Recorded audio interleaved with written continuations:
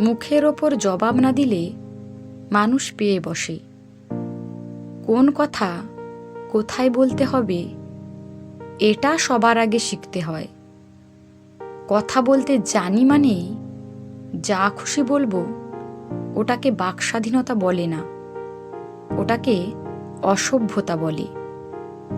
ঘটনাটা আজকের। ট্রেন ধরবো বলে বসে আছি প্ল্যাটফর্মে। আমার পাশেই বসেছিল একটি ছেলে, বয়স 30-31 হবে। কানে হেডফোন, একটা ফানি ভিডিও দেখছিল নিজের মোবাইলে। কিছুক্ষণ পর মধ্যবয়স্ক এক ভদ্রলোক ছেলেটির সামনে এসে দাঁড়ালেন। ছেলেটির মনোযোগ তখন মোবাইলে। খুব স্বাভাবিক সেটা। কে কখন সামনে এসে দাঁড়াবে সেটা দেখার দায়িত্ব তো তার নয়। মিনিট খানেক দাঁড়িয়ে থাকার পর ভদ্রলোক নিজে থেকেই ছেলেটিকে বললেন, "কি রে, আজকাল দেখেও না দেখার ভান করিস যে?" ছেলেটি কান থেকে হেডফোনটা খুলে ভদ্রলোকের দিকে তাকিয়ে বলল, "আরে তুমি? বুঝতেই পারিনি।" "বুঝবি কি করে? চাকরি পেয়ে গেলে এমনটাই হয়।" ছেলেটি একটু লজ্জা পেয়ে বলল, "কি যে বলো কাকু, আমি আসলে খেয়াল করিনি। বসো না, দাঁড়িয়ে আছো কেন?" ছেলেটির কথাতে বিনয়ের ভাব। ছেলেটি আমার দিকে একটু সরে আসতেই ভদ্রলোক পাশে বসলেন। বসেই বললেন, "বড়লোক হয়ে যাচ্ছিস, এখন কি আর কথা বলতে চাইবি? ব্যাংকের চাকরি বলে কথা, ভালোই তো বেতন।" কথাগুলো বলছেন বটে, কথাগুলোর মধ্যে একটা ব্যঙ্গ লুকিয়ে আছে, সেটা আমি বুঝতেই পারছিলাম। ছেলেটি ভদ্রতার খাতিরে কথাগুলো মেনেই নিচ্ছিল দেখলাম। ভদ্রলোক বললেন, "হ্যাঁ রে, চাকরিটা যে পেয়েছিস কোনো লোক ধরতে হয়েছিল নাকি?"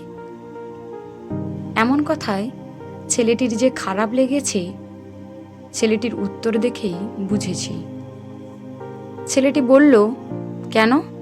চাকরিটা পাওয়ার জন্য আমার কোনো যোগ্যতা ছিল না?" ভদ্রলোক বললেন, "এই তো না, কথাটা মাইন্ডে নিয়ে নিলি তো। এত কম ধৈর্য হলে হবে? কত খারাপ কথা শুনতে হবে চাকরি করতে গিয়ে। জানি তুই পড়াশোনায় ভালো, কত ভালো ছেলে আছে, তারাও তো চাকরি পায়নি।" এমনভাবে কথা বলেছিল যেন ছেলেটি একেবারেই অযোগ্য।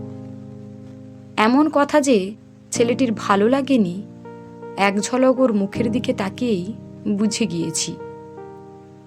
ভদ্রলোক বেশ মিষ্টি মিষ্টি বচনে ছেলেটিকে অপমানই করেছিলেন। খুব রাগ হচ্ছিল আমার। বয়সে বড় বলেই কি যা খুশি বলা যায়, নাকি ছোট বলে তার মান সম্মান নেই? মনে হচ্ছিল দুটো কথা আমিই শুনিয়ে দিই। ছেলেটি চুপ করেই আছে। ভদ্রলোক এরপর শুরু করলেন অন্য প্রসঙ্গ। বললেন, "তোর বয়স এখন কত হবে? 30-এর কম না 30-এর বেশি?" "30-এর বেশি। তা কেন?" "বিয়ে করার তো বয়স পেরিয়ে গেল, কবে বিয়ে করবি? বিয়ে হয়ে গেলে তোর ছেলে মেয়ে এতদিনে স্কুলে পড়তো। কতক্ষণ আর অপমান সহ্য করা যায়? চাণক্যের একটা কথা আছে, প্রশংসা তুমি যত ইচ্ছে করো, কিন্তু অপমান ভেবে চিনতে করো। কারণ অপমান হলো সেই ঋণ যা সুযোগ পেলে সবাই সুদ সহ ফেরত দেয়।" এতক্ষণ ধরে ভদ্রলোকের কথা সহ্য করতে করতে সহ্যের সীমা ছাড়িয়ে গেল। সেটাই তো হওয়া খুব স্বাভাবিক, তাই না? অপমান সহ্য করার মধ্যে কোনো গৌরব নেই।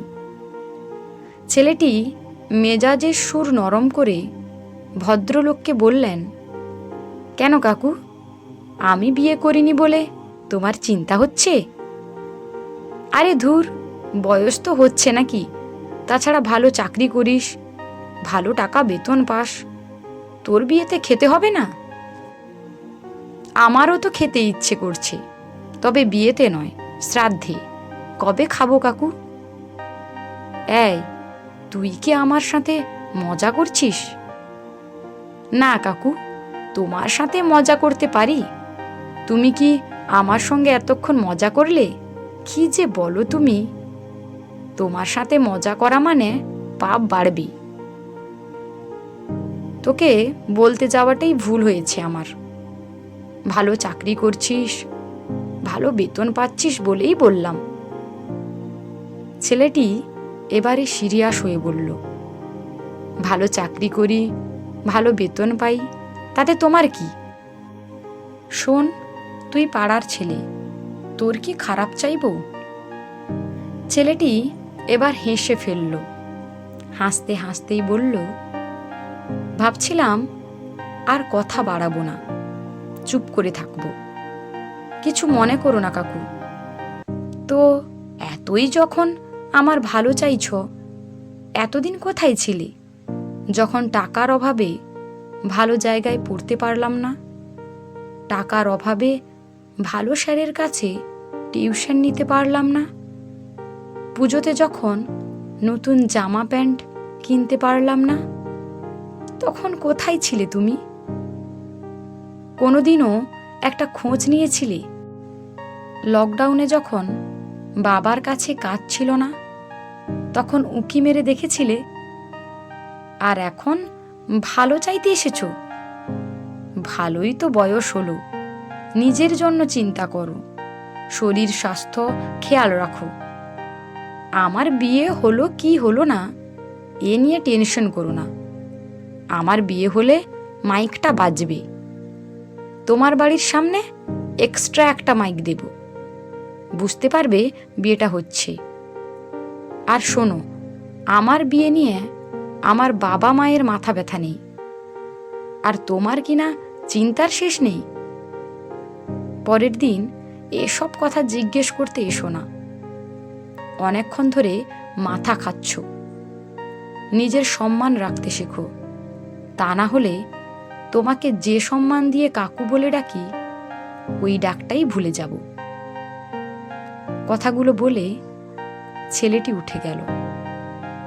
ভদ্রলোক কি বলবেন আর ভেবে পাচ্ছিলেন না। ছেলেটি উঠে চলে যাওয়ার পর ভদ্রলোক বললেন, চাকরি পেয়ে এত অহংকার! মানুষকে সম্মান করতে শেখ আগে। পুরো কথোপকথনের সাক্ষী আমি। ভদ্রলোক হতে গেলে যে ব্যবহারটাও ভদ্র হতে হয়। তবে হ্যাঁ, ছেলেটি ঠিকই করেছে, যোগ্য জবাব একেই বলে। জোঁকের মুখে নুন না দিলে জোঁক তো রক্ত খেয়েই যাবে।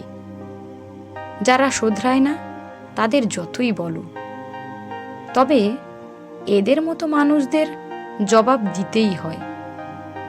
আজকাল অনেকের কাছেই শুনি এখনকার ছেলেমেয়েরা সম্মান করতে শেখেনি।